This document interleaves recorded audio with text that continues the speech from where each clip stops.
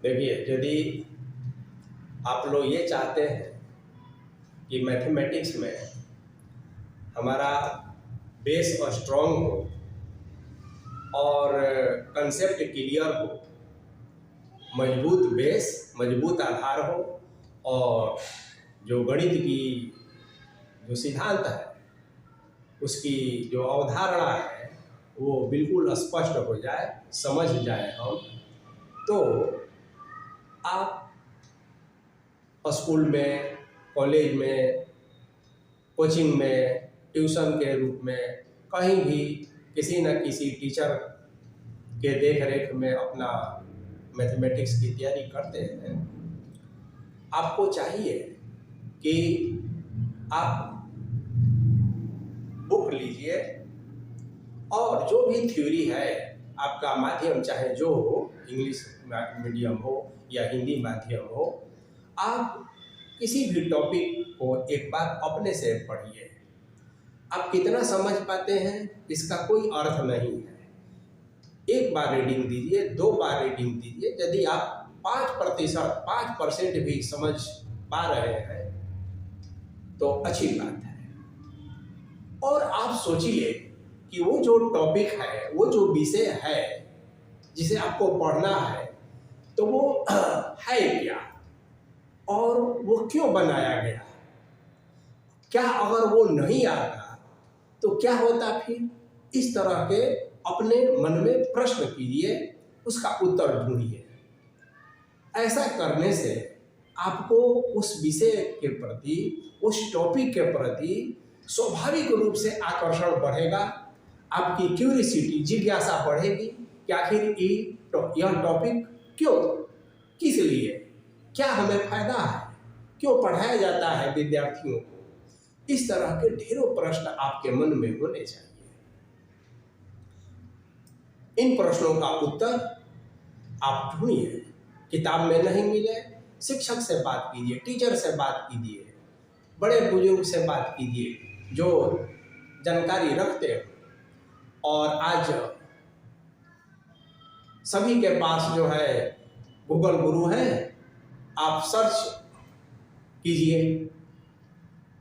तमाम चीज़ें आप ऐसे भी करते रहते हैं, तो आप सर्च कीजिए गूगल पर और पार्टिकुलर उस टॉपिक के बारे में आप जानिए। उसके बाद फिर आप एक बार पढ़िए। आप देखेंगे कि पहली बार के तुलना में आप बहुत बेहतर महसूस कर रहे हैं। उसके बाद उस टॉपिक से रिलेटेड जो फार्मूला, सूत्र, समीकरण, इक्वेशंस या डिडक्शंस या थ्योरम्स, प्रमेय, ये जितने हैं उसको रटने का प्रयास नहीं कीजिए। उसका डेरिवेशन, व्युत्पत्ति, माने वो कैसे आया, कैसे ओरिजिनेट हुआ, फार्मूला जैसे पाया गया है, उसका पैटर्न, पद्धति क्या है, उसके बारे में जो है आपको जानना चाहिए। न कि सिर्फ फार्मूला हम रट जाए। तो आप डेरिवेशन ऑफ फार्मूला इस पर जोर दीजिए। जब फार्मूला जान गए तो उसके बाद एप्लीकेशन ऑफ फार्मूला, और उसको अप्लाई कैसे करते हैं। तो मैथमेटिक्स के बुक में प्रॉब्लम्स रहता है, कुछ विशुद्ध रूप से मैथमेटिक्स का प्रॉब्लम रहता है और कुछ वर्ड प्रॉब्लम भी रहता है जो हमारे व्यवहारिक जीवन से जुड़ा होता है, डे टू डे लाइफ से जुड़ा होता है। हम सर्कल की बात करें, वृत्त की बात करें, ट्रायंगल की बात करें, एरिया, वॉल्यूम, आए दिन इन सब चीज़ों से हमारा वास्ता पड़ते रहता है। तो ऐसे भी प्रॉब्लम का प्रैक्टिस, और साथ में आपका मार्गदर्शन करने के लिए, आपको गाइड करने के लिए टीचर तो है ही, वो अपने ढंग से करेंगे। तो ये सब चीज़ें मिलकर एक ऐसी स्थिति और एक ऐसा इंटरेस्ट आपको क्रिएट होगा, एक ऐसा लगाव होगा मैथमेटिक्स के प्रति कि आप केवल और केवल बोर्ड परीक्षा पास करने तक ही अब आप सीमित नहीं रह जाएंगे। आप यूनिवर्सिटी एग्जाम में टॉप करने तक ही सीमित नहीं रह जाएंगे, एक अच्छी सी नौकरी करने तक ही सीमित नहीं रह जाएंगे, बल्कि मैथमेटिक्स से ऐसी लगन आपको लगेगी कि आप कुछ और भी कर सकते हैं। तो फिर से एक बार रीडिंग हैबिट समझते हुए अंडरस्टैंडिंग के साथ, दूसरा डेरिवेशन ऑफ फार्मूला, तीसरा एप्लीकेशन ऑफ फार्मूला और चौथा प्रैक्टिस।